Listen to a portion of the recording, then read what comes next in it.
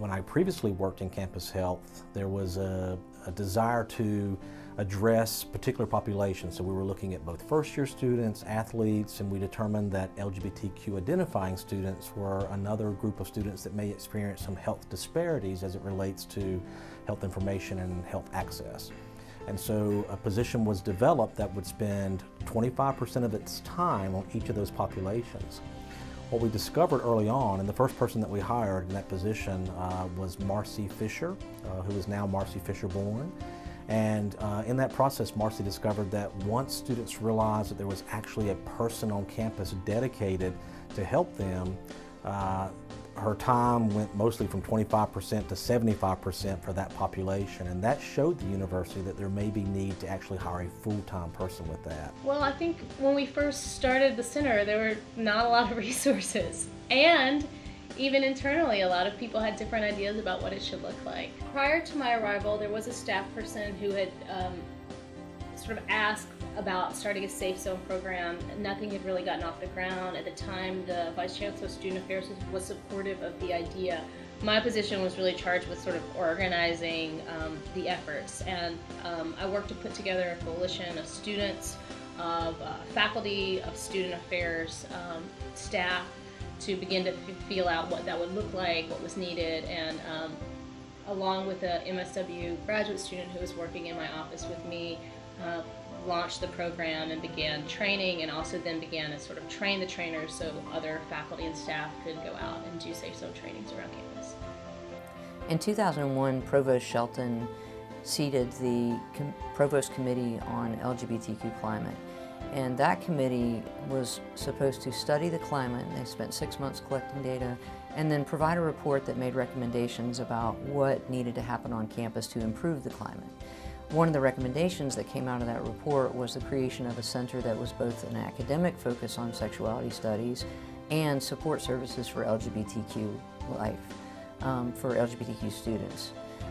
What happened was the program in sexuality studies was formed under the academic part of the university, and under student affairs was formed the LGBTQ office. It was first called the office. It was housed as a part of the Dean of Students, and we were actually located in the basement of Steele Building, so it was a great location. Really close to all the tours that came by, close to the pit, all those kinds of things.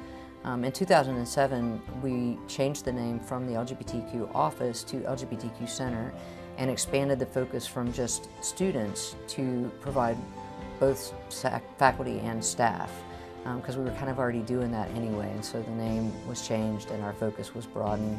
And at that same year, we moved to the Student Academic Services Building North, so down on South Campus, which is the location where we're in now. My main experience with the programming here at the LGBTQ Center is with the Safe Zone program, so I coordinate that program in terms of the logistics of booking the rooms and making sure that everything is set up, and then also finding panelists to tell their own coming out stories. It's really neat to see my own development as a facilitator in that process, as well as the development of the people who come to learn and seeing their aha moments. Gender non-specific housing is our most recent and probably the most visible advocacy work that we've done.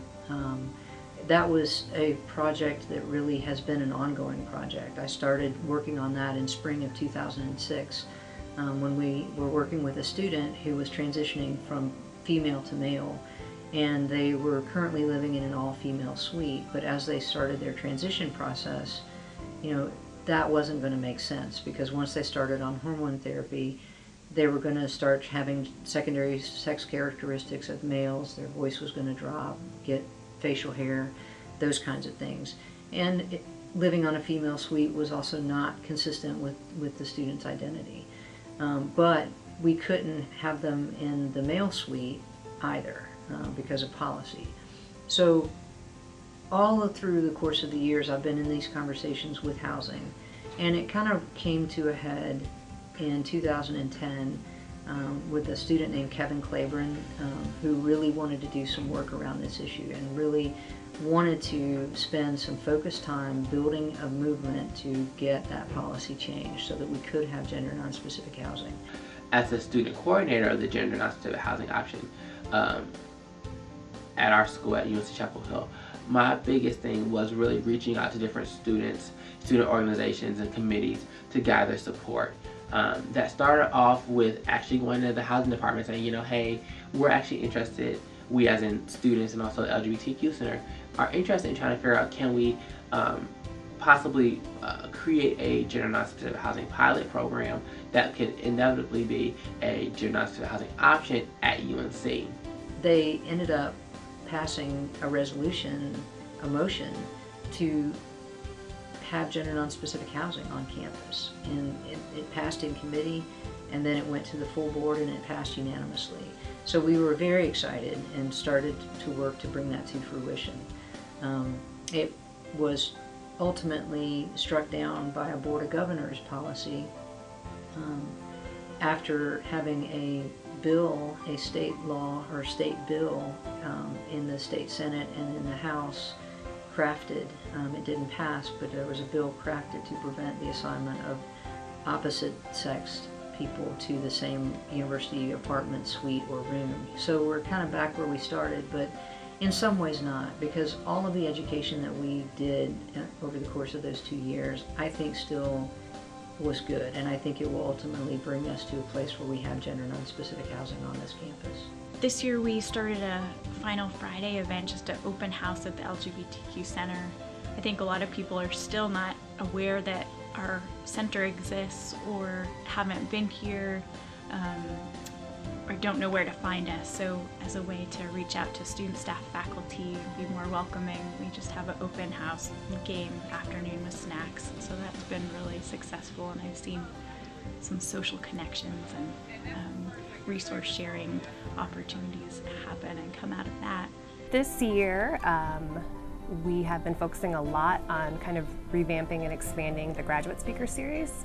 And really it was kind of started as an effort to showcase the range of research that's being done on campus by graduate professional students across, the whole range of disciplines. So they had 3 installments of that series last spring. And this year we did a little bit more outreach, kind of building on that, and we actually had 9 installments of the series, the last of which is taking place this week at the end of April.